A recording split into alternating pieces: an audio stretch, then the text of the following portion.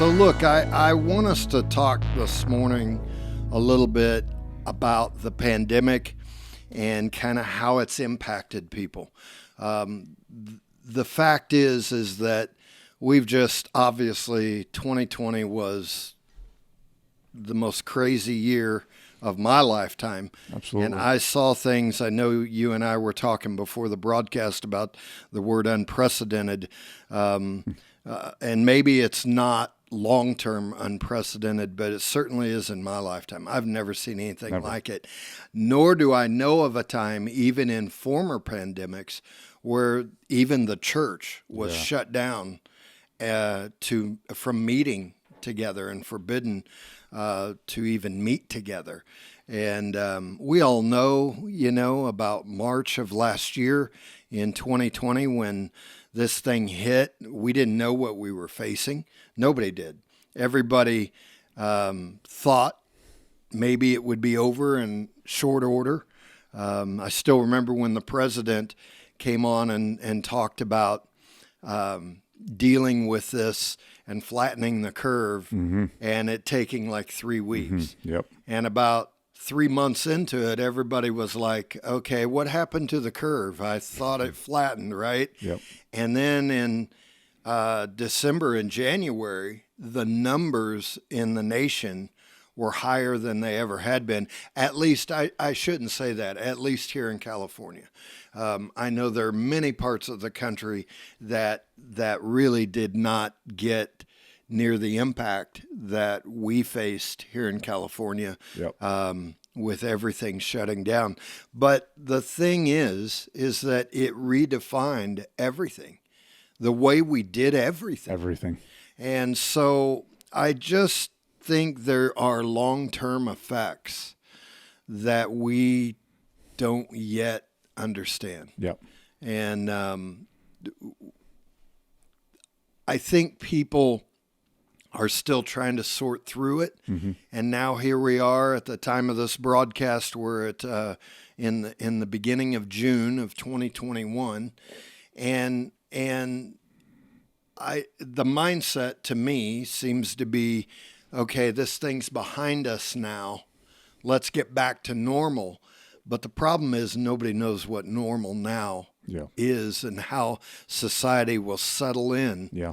With certain things, and what those long-term effects have been.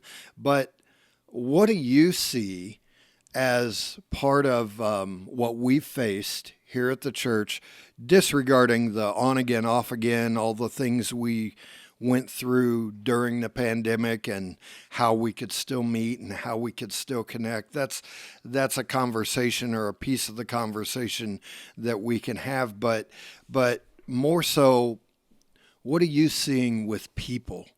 Kind of their takeaway and kind of their mindset and their emotions and what they're dealing with within the church or.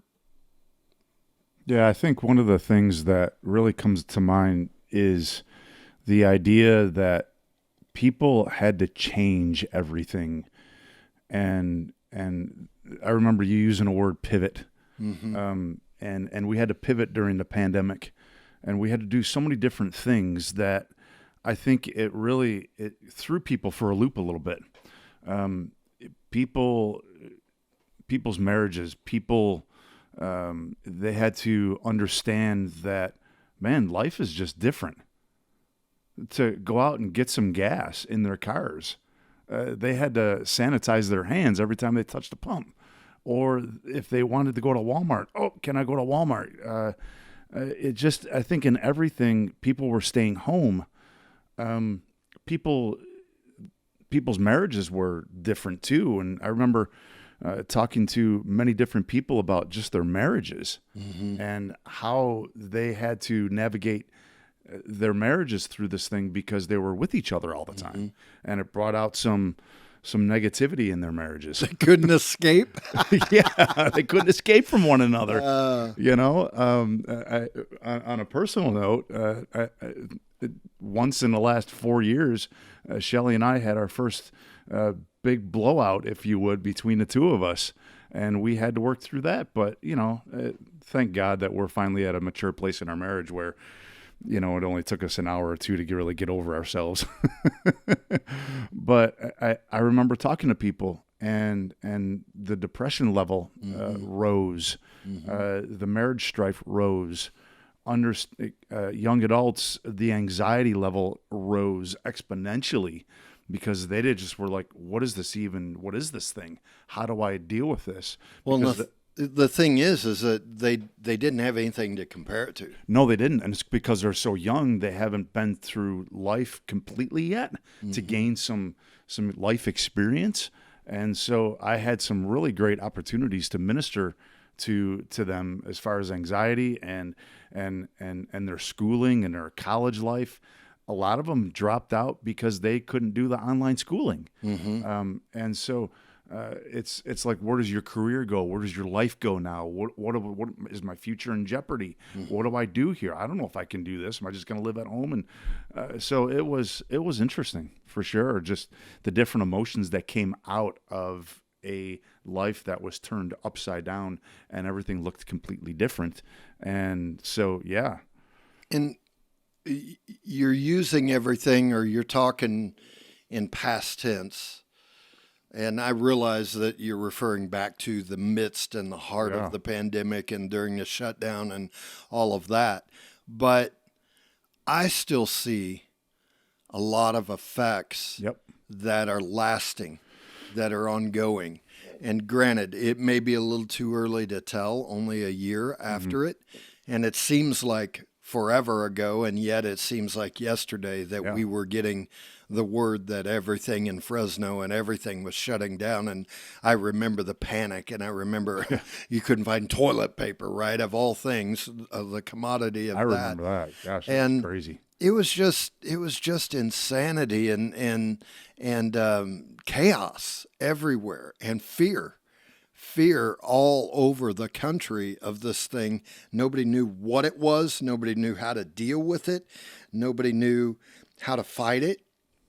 All we knew was what the television was telling us. Yeah. And they really didn't know. No, they didn't. Nobody knew. Nobody saw it coming. Yeah. And so the reality is that, when they're on television, politicians are trying to do damage control and not create a level of panic within society. And yet, how do you not freak out when everything is shut down? I mean, how do you not panic? Yeah. How do you not have this anxiety that's hitting you because your education world is different? Parents are having to basically homeschool their children or make sure they're logged in on this thing that we now call Zoom that nobody had heard of. I know it was existent. It existed before then, but I saw the other day that the stock prices on Zoom and the productivity of Zoom went up like 200 and some odd percent over the pandemic, just because the value of that method of communication went up. And so it was impacting everybody and everything, every way of life, the way we entertained. We couldn't go to a movie, couldn't go to a ball game. I mean, remember the cardboard cutouts? I mean, 2020 was a bust when it comes to ball games or anything like that. And I guess kind of the reality or the wonder, the curiosity, especially as this lingered on, it became very evident there's nothing about a 3-week thing here. No. There's nothing about a 3-month thing here. This is for the long haul. And I remember coming to the staff as well as my board into the later part of the summer. And I remember telling them, look, this is for the long haul. This is months. It's going to be the spring of 2021 before things really begin to change. And I missed it by a couple of months because here in California, I guess, later this month, the governor's going to be opening up everything supposedly full capacity. I'm not real sure how that's going to work, but regardless, I mean, the ups and downs and everything, on again, off again, didn't know what you could and couldn't do. Yeah. Nobody knew what the rules were. Yeah. Masks, no masks, social distancing, sanitizing, that doesn't work. This doesn't work. One mask, no masks, two masks, shields, on and on and on. And it just left a great level of confusion with people and uncertainty. And nobody could understand why it was okay to go to a liquor store, but you couldn't go to get your hair cut. Nope.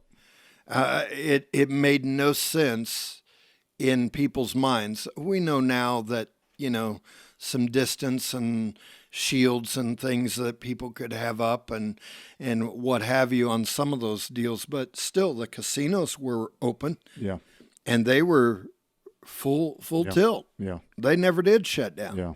And yet the rest of us couldn't worship. Yeah. And couldn't come together. And so all of that impacted people. It was hard. And I remember that the church, what we went through, and of course, ours is kind of unique in the fact that, as you know, I kind of decided to take, the staff laughs at me, I took a month-long nap in the beginning. For those that aren't aware, I got COVID, and it was a horrible, horrible thing.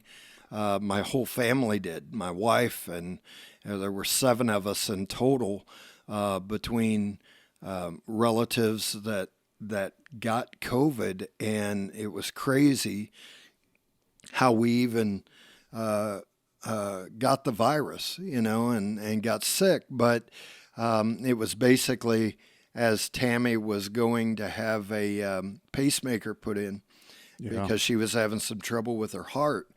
And while at the hospital in these early days, the protocol was not in place to protect people in March, late March. They didn't know what they were dealing with yet. And so she got COVID from someone we believe, in the ER that was next to her in the ER who had COVID. And at any rate, she brought it home not knowing that she was even sick. She was running a slight fever. They at the hospital said, well, that's normal after you've had an operation. Just keep your eye on it, this and that. And then I started getting sick. And the next thing we knew beyond any doubt, this is something is really wrong.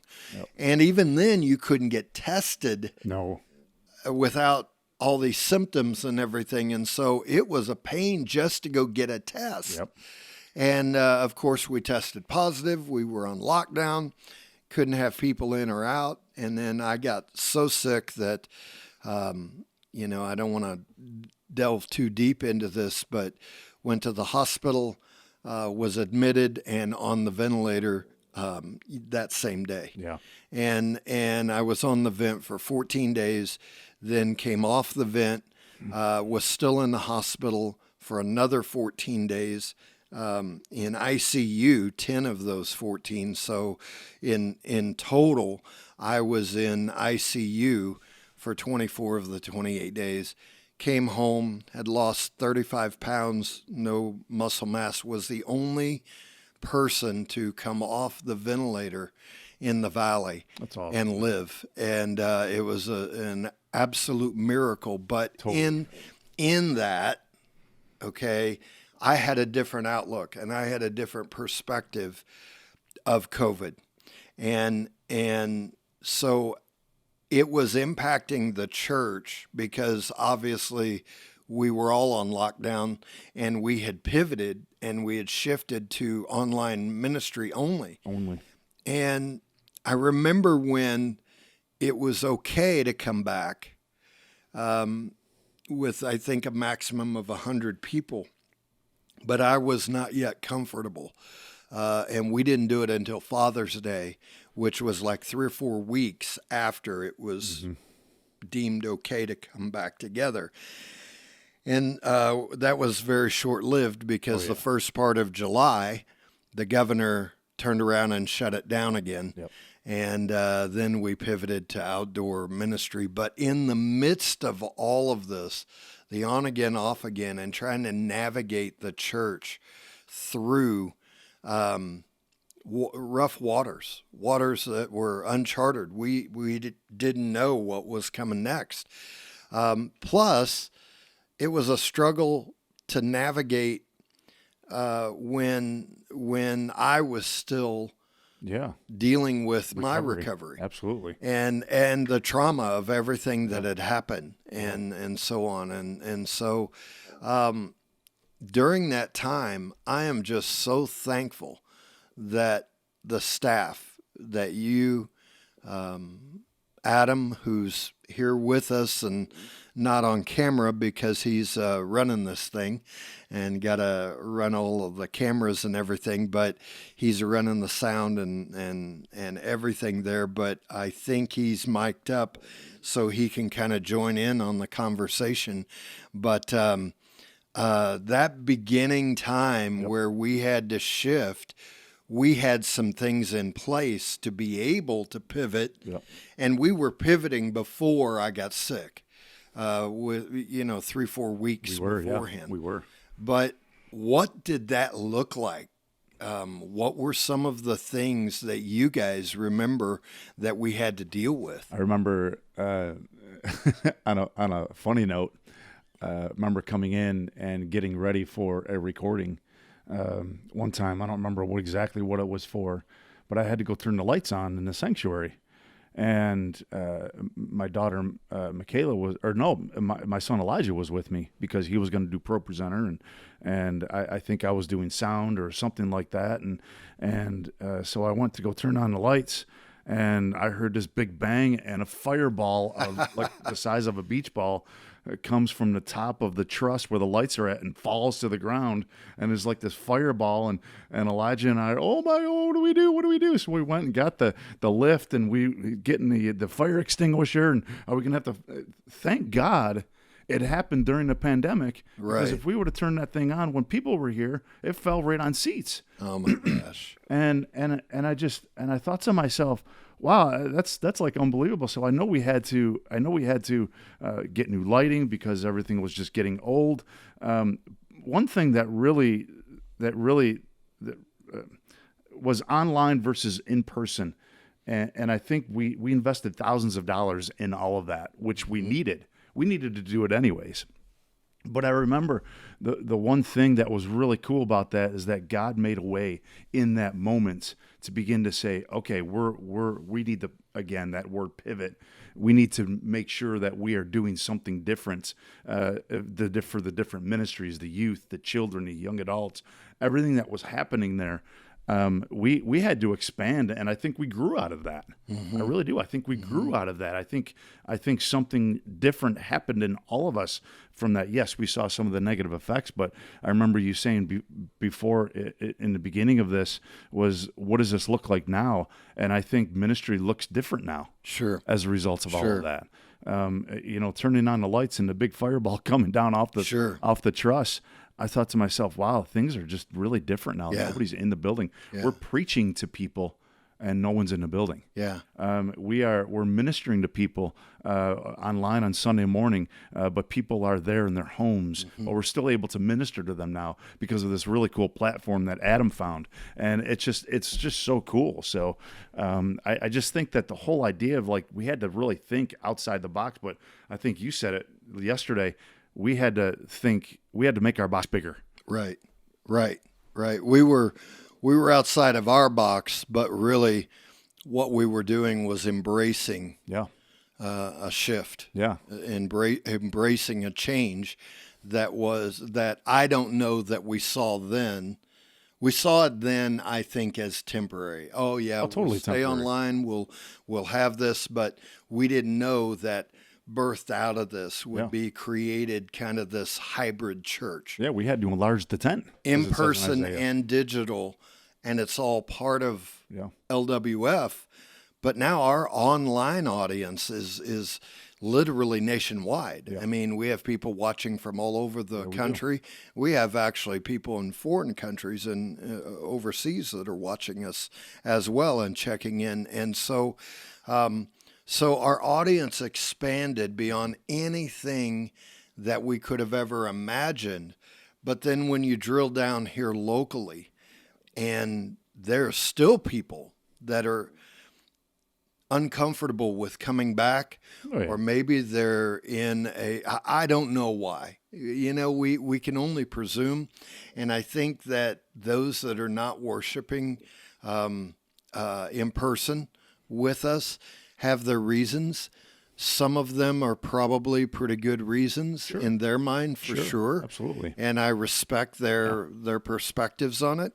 I know for a long time people didn't come back because we had nothing for kids. Yeah. We came back together, and we always were meeting outdoors. Okay, so we were together, but that was a whole other dynamic to have to pivot to meeting outside last summer in August and September, when it's 103 here in the valley, and then into September, October, where we were still outside under the porte-cochere out front. But then I went to the board and I said, we've got to buy a tent. We've got to do something so we can worship outdoors. Thank God we did that, because now we have it. We own it free and clear. But it enabled us, as the weather cooled, to remain, because we were unable to go inside. And, one of the decisions I made early on was not to gauge what we were doing with and compare with other churches and other pastors and other ministries. And I'm not knocking those that never did close down. Sure, absolutely. And kind of saw this. They really saw this, many of them, as an overreach of government, trying to stop Christianity and hinder the church. And it's interesting. I was reading about a pandemic that took place in the early part of the 1900s, and the accusation was the same. The government's trying to take over everything. And the reality is that the government was really trying to protect people and keep these numbers down. I have no idea how bad it would have gotten had they not done what they did. I would have felt differently about it if the church was the only entity. But as we said before, baseball, haircuts, restaurants, everybody was forced to pivot and look at business and look at opportunity and look at carrying on your business or your ministry in a different way. And so those that continued to meet, I didn't want to weigh in on that, nor do I today, because that's their prerogative. I just knew early on, I stopped asking you what everybody else was doing. What are our colleagues doing? Because as I weighed through it, it didn't matter. No. I weighed it out in my heart. I balanced it out with the safety of our people. And I said, if I'm going to err, I'm going to err on the side of safety. And I know churches, and it was horrible. But the thing that was deeply concerning to me is I knew churches and I knew pastors who, not in this immediate area, but around the country, who said, we're not doing any protocols. We're not going to socially distance. We're not wearing masks. And then there was an outbreak in their church, many of those, and somebody dies. And now a pastor carries the weight of that. And I watched that with my own eyes. I heard the cries and saw the posts on social media and everything about it. And I just said, you know what? It's not going to happen at LWF. Yeah. And if that's a lack of faith, whatever. Yep. Think what you want to think. Yep. I'm the guy that was in the hospital with a tube coming out of my mouth to stay alive. That's right. And so, and it wasn't a lack of faith that put me there. Nah. It was an all-out attack of the enemy, and I think you just have to use wisdom. And so with that, I think the thing I struggled with is when we kept meeting outside, but people wouldn't come. People would not come, and so I wrestled with that. Yeah. We're outdoors, we're wearing masks, we're socially distanced, it's safe. And then now we're in this post-pandemic mindset where most people are, at least the vaccine is available absolutely. To everybody. Yes, that's 12 and up. But there are still a lot of people not wanting to take the vaccine, and I get that. My wife is not vaccinated. Yeah. I am fully vaccinated, even though I went through what I did. But she's reserved on that because of the problems she's had with her heart. Sure. Excuse me. And so she's unaware of what that could cause, and so I get it, and I respect that. Sure. And then there are others that are just choosing not to. But what I don't get is this. We have so many people that are vaccinated. People can come back and still wear a mask and still be socially distanced. We're still doing that in the services for those that have not been vaccinated.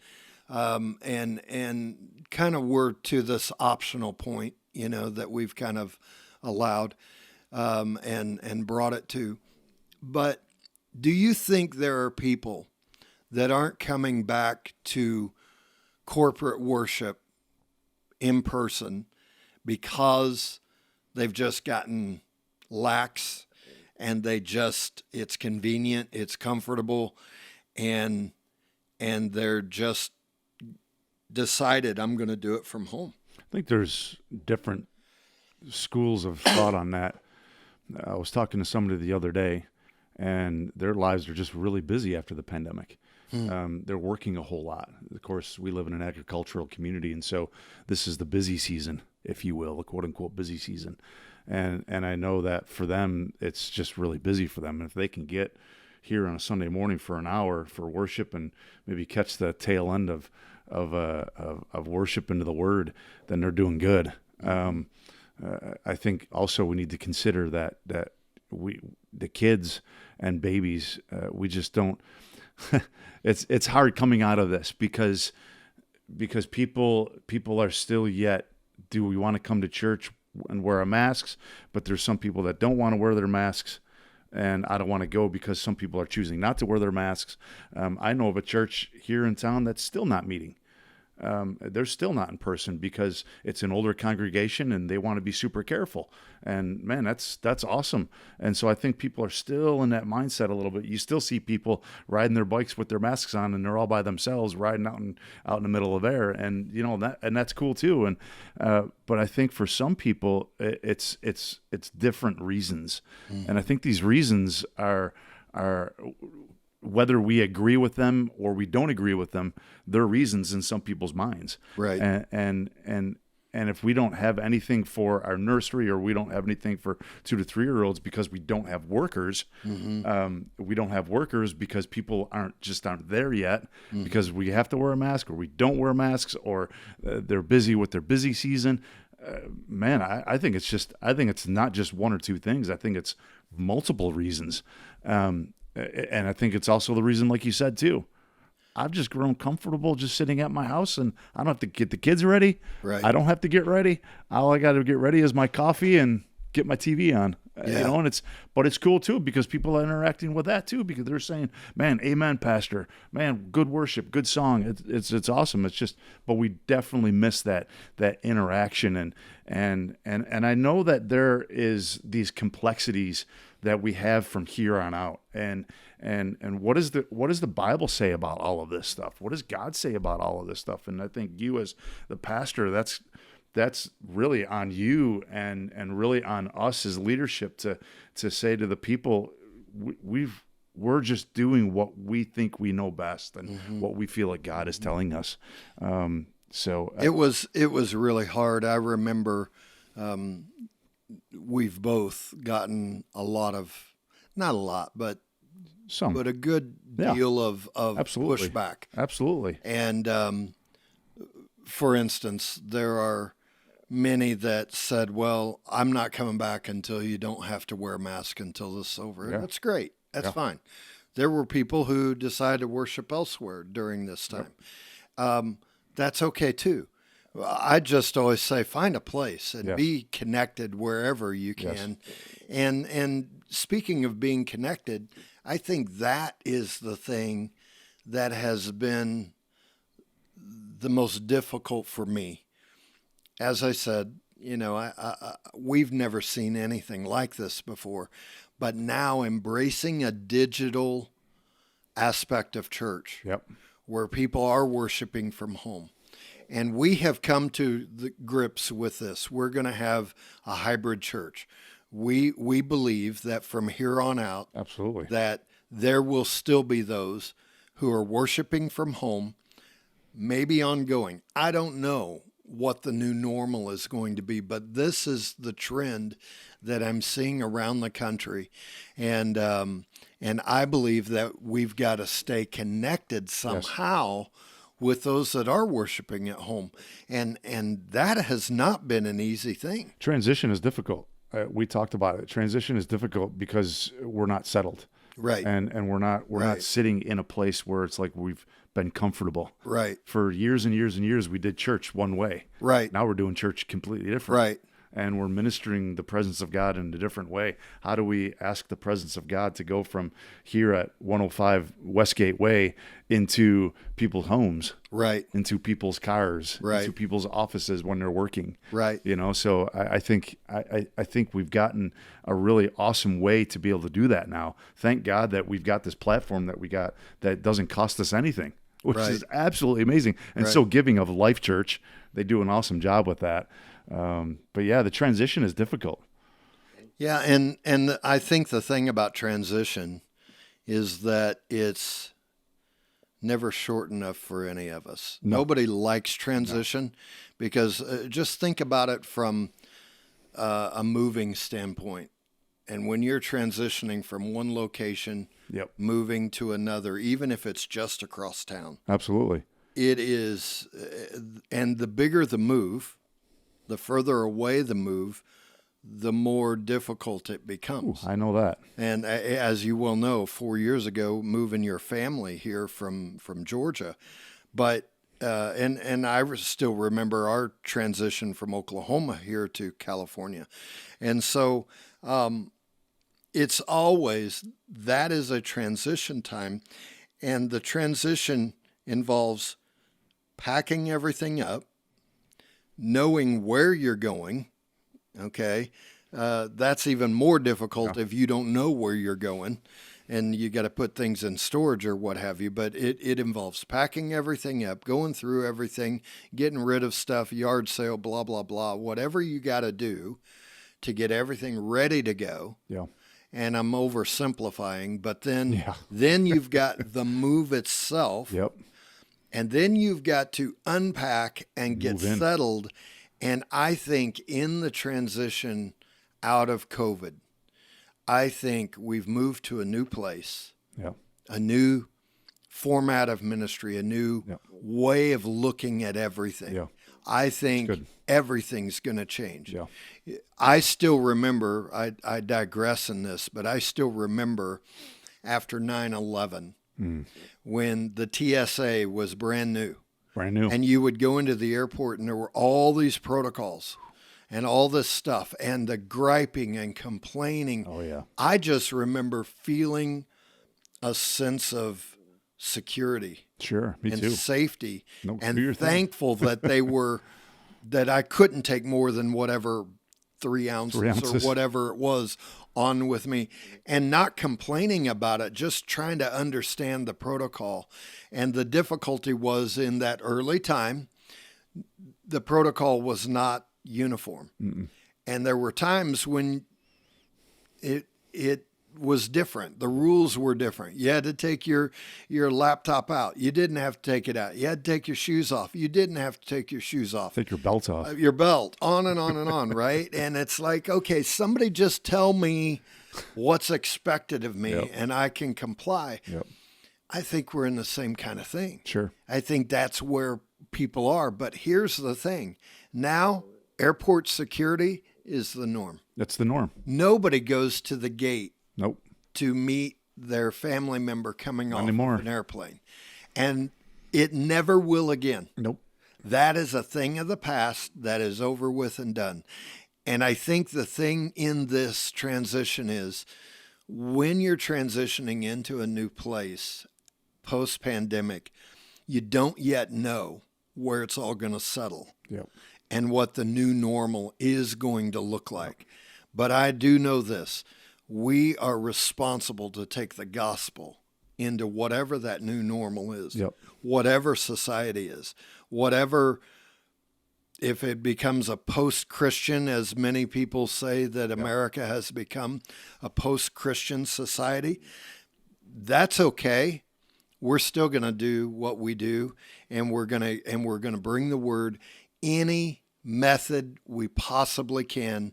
Nothing is off the table. I don't think so. And we just want to reach people, Yeah. and minister to people and see their lives changed and transformed. Yeah. So I think one thing that I'd like to say as we're wrapping this up is you were talking about the move, and it was for Shelly, I, and the kids. It was a solid 6 months.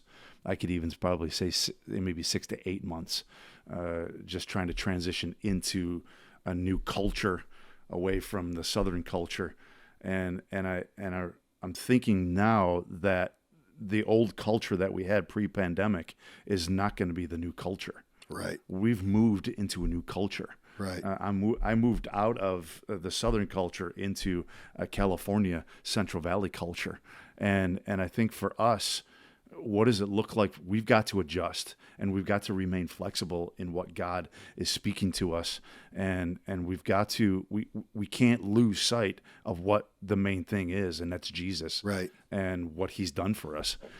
But even that is going to be shown different, and the message is the same, but the way we get the message across. Yeah. Amen. Amen. Well, that's a good word, man. It's been good chatting with you, and we'll be doing this a lot. Absolutely.